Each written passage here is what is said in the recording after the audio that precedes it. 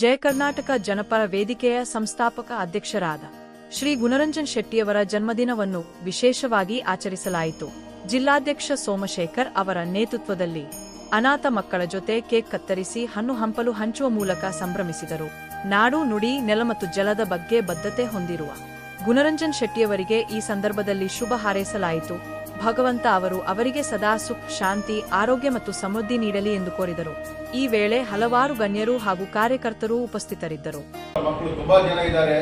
ಇಂಥವರಿಗೆ ತಾವು ಮುಂದಿನ ದಿನಗಳಲ್ಲಿ ಆದಷ್ಟು ತಮ್ಮ ಕಡೆಯಿಂದ ಯಾವುದಾದ್ರೂ ಒಂದು ಸಹಾಯ ಸರ್ಕಾರದಿಂದ ಆಗಲಿ, ನಮ್ಮ ಸಂಘ ಸಂಸ್ಥೆಯಿಂದ ಆಗಲಿ, ಈ ಊರಿಗೆ ಮುಂದಿನ ಭವಿಷ್ಯಗಳಲ್ಲಿ ಒಳ್ಳೆ ಭವಿಷ್ಯ ರೂಪಿಸಲಿಕ್ಕೆ ತಾವು ಧನ ಸಹಾಯ ಮಾಡಿ ನೀವು ಅವರಿಗೆಲ್ಲ ಒಂದು ಬೆನ್ನೆಲುಬಾಗಿ ನಿಲ್ಲುತ್ತೀರ ಅಂತೇಳಿ ಇವತ್ತು ನಾವು ಈ ಅಂಧ ಮಕ್ಕಳ ಜೊತೆ ಹುಟ್ಟುಹಬ್ಬ ಆಚರಿಸಿದಂಥ ಈ ಮೂಲಕ ನಿಮಗೆ ಒಂದು ಸಂದೇಶ ಕಳಿಸ್ತಾ ಇದ್ದೀವಿ.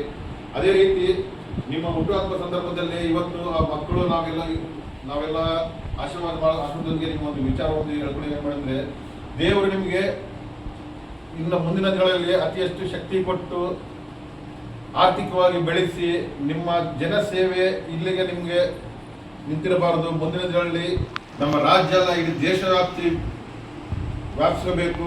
ಅದೇ ಥರ ನೀವು ಮುಂದಿನ ದಿನಗಳಲ್ಲಿ ಎಲ್ಲರನ್ನೂ ಗಮನಕ್ಕೆ ತಂದುಕೊಂಡು ಒಳ್ಳೆಯ ಮಟ್ಟದಲ್ಲಿ ನೀವು ಜನಪರವಾಗಿ ಹೋರಾಟ ಮಾಡಿ ಇಲ್ಲಿವರೆಗೆ ಬಂದಿದ್ದೀರಲ್ಲ, ಇನ್ನು ನಿಮ್ಮ ಹೆಚ್ಚಿನ ಸಂಖ್ಯೆಯಲ್ಲಿ ದೇವರು ನಿಮಗೆ ಯಶಸ್ಸು ಕೊಡಬೇಕಂತೇಳಿ, ನಿಮ್ಗೆ ಆಯುಷ್ ಕೊಡಬೇಕಂತೇಳಿ ಆ ದೇವರಲ್ಲಿ ಮಕ್ಕಳ ರೂಪದಲ್ಲಿ ನಾವು ದೇವರಲ್ಲಿ ಪ್ರಾರ್ಥನೆ ಮಾಡ್ತಾ ಇದ್ದೀವಿ. ಜೈ ಗುಣರಂಜನ್ ಶೆಟ್ಟಣ್ಣ, ಜೈ ಕರ್ನಾಟಕ.